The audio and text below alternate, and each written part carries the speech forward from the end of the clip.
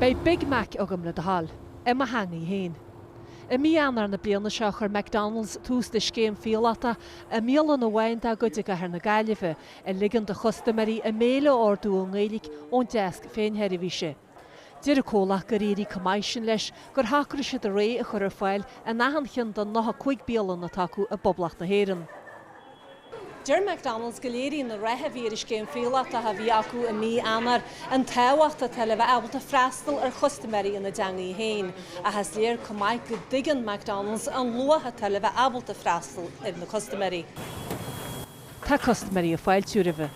Den daoine tá sé testal webh tá sé den anna léomhas tá sé anna úsáid.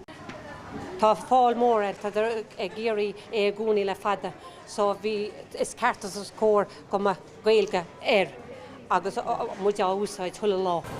Dir agréochtaí Ghaeilge gur sampla seo is fiú do cholachtaí ile I leanstan. Tá sé seo ar fáil ar fud fad na tíre chuma a léirí ní ceist cultúra amháin atá seo ach bhfuil bunús airgeadais leis an Ghaeilge.